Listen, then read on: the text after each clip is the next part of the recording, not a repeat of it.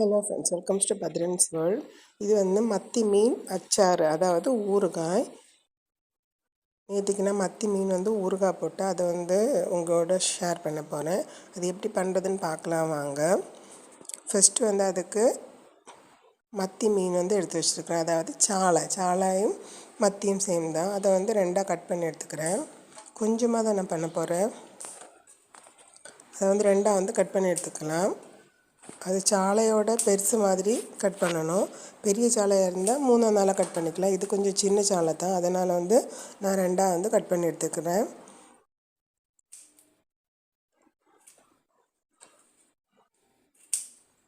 எல்லாத்தையுமே கட் பண்ணி முடிச்சிட்டேன். இப்போ வந்து அதுக்கு தேவையான மசாலாவில் பெரட்டி வச்சுக்கலாம். மிளகாய் பொடி,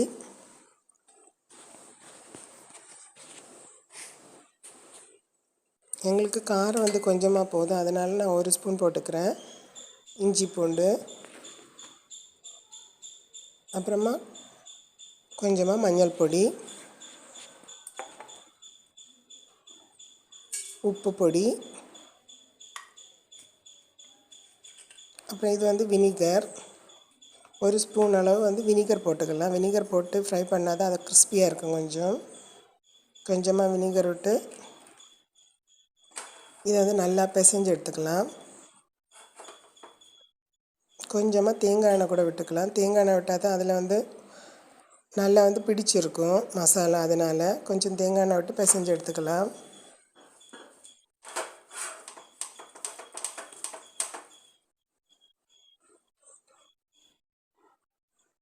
கொஞ்சமாக பெப்பர் பவுடர்,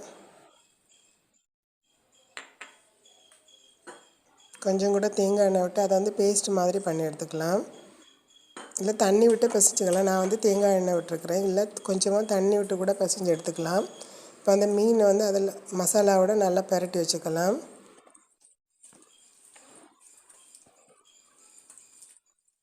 மீன் வந்து மசாலாவில் நல்லா வந்து பிசைஞ்சு எடுத்துக்கலாம். ஒரு 1/2 மணி நேரம் வந்து ரெஸ்ட்டில் வச்சிடலாம். இப்போ 1/2 மணி நேரம் ஆயிடுச்சு. நான் வந்து மீன் வைக்கிறதுக்கு எல்லா கடாயும் யூஸ் பண்ண மாட்டேன், அதனால தான் ஒரு சின்ன கடாய் எடுத்து வச்சுருக்கிறேன். எல்லா கடாயிலையும் மீன் எடுக்கிறதில்ல, அதனால் இதில் வந்து கொஞ்சமாக எண்ணெய் விட்டு, தேங்காய் எண்ணெய் தான் விட்டுருக்குறேன். உங்களுக்கு தேவையான நல்லெண்ணெய் கூட விட்டுக்கலாம். ரொம்ப நாள் வச்சுருக்கிறதுக்கு நல்லெண்ணெய் யூஸ் பண்ணிக்கலாம். நான் கொஞ்சமாக தானே பண்ணுறேன், அதனால் வந்து தேங்காய் எண்ணெய் போட்டுக்கிறேன். வந்து சூடாகிடுச்சு எண்ணெய். கொஞ்சமாக கறிவேப்பிலை போட்டுக்கலாம். எப்போவுமே மீன் வந்து ஃப்ரை பண்ணும்போது கறிவேப்பிலை போட்டு தான் ஃப்ரை பண்ணணும். இப்போ அந்த மீனை கொஞ்சம் கொஞ்சமாக போட்டு நல்லா கிறிஸ்பியாக ஃப்ரை பண்ணி எடுத்துக்கலாம். சொதன்னு இருக்கக்கூடாது, நல்லா கிறிஸ்பியாக இருக்கணும். அப்போ தான் அந்த அச்சார் ரொம்ப நாள் இருக்கும். மீன் கொஞ்சம் கொஞ்சமாக போட்டு நல்லா கிறிஸ்பியாக வந்து ஃப்ரை பண்ணி எடுத்துக்கலாம். நல்லா கிறிஸ்பி ஆகிடுச்சு. இப்போ வந்து தட்டுக்கு மாற்றி வச்சுக்கலாம். தட்டுக்கு மாற்றும் போதே அந்த சவுண்டு தெரியும் அதில் விழும்போது. அந்த அளவுக்கு நல்லா கிறிஸ்பியாக எடுத்துக்கணும். இப்போ வந்து பேலன்ஸ் இருக்கிறதையும் போட்டு பொரிச்சு எடுத்துக்கலாம். டீப் ஃப்ரை தான் பண்ணணும், ஷாலோ ஃப்ரை பண்ணக்கூடாது.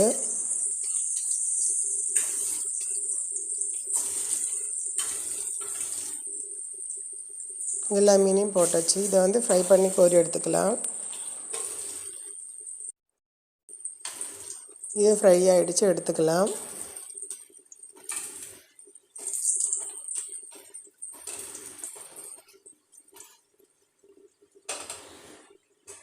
ஓகே, இந்த எண்ணெய் வந்து வேஸ்ட் பண்ண வேண்டாம். இதே எண்ணெயில் தாளித்து எடுத்துக்கலாம். தாளிக்கிறது கொஞ்சமாக கடுகு,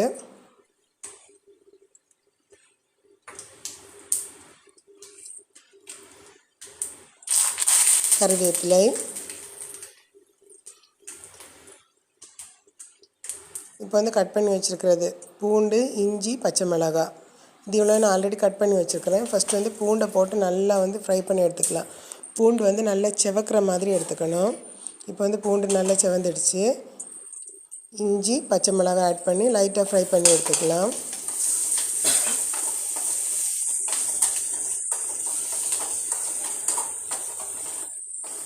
நல்லா வதக்கி விட்டுக்கலாம். இதுக்கு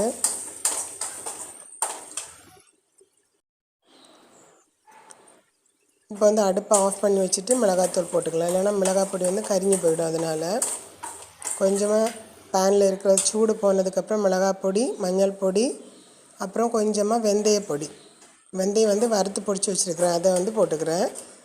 மிளகாய் பொடி, மஞ்சள் பொடி, வெந்தயப்பொடி, இது இவ்வளோத்தையும் சேர்த்து லைட்டாக வந்து வதக்கி விட்டுக்கலாம். அடுப்பு ஆஃப்லேயே தான் இருக்குது. இப்போ அந்த அடுப்பை வந்து ஆன் பண்ணிக்கலாம். ஆன் பண்ணி லைட்டாக அந்த மிளகாவோட பச்சை வாசனை போகிற வரைக்கும் லைட்டாக வந்து வதக்கிக்கலாம். கொஞ்சமாக வினிகர், அப்புறம் தேவைக்கான உப்பு போடணும். நான் உப்பு போட்டது வந்து மிஸ் ஆகிடுச்சு போல் இருக்குது. தேவையான உப்பு போட்டுக்கோங்க. இப்போ வந்து நம்ம ஃப்ரை பண்ணி வச்சுருக்கிற மீனை வந்து இது கூட சேர்த்து மிக்ஸ் பண்ணி எடுத்துக்கலாம்.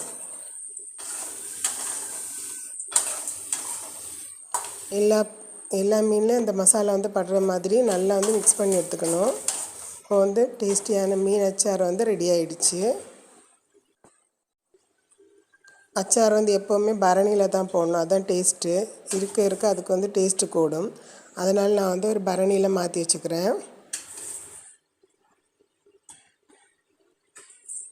இது வந்து சாம்பார் சாதம் இல்லை எந்த சாதமாக இருந்தாலும் சேர்த்து சாப்பிடலாம், சூப்பராக இருக்கும். இல்லை பழைய சாதம் கூட சாப்பிடலாம், டேஸ்ட் வந்து சூப்பராக இருக்கும். இது எல்லோரும் ஒரு வாட்டி ட்ரை பண்ணி பாருங்கள். சேனல் வந்து சப்ஸ்கிரைப் பண்ணி வச்சுக்கோங்க.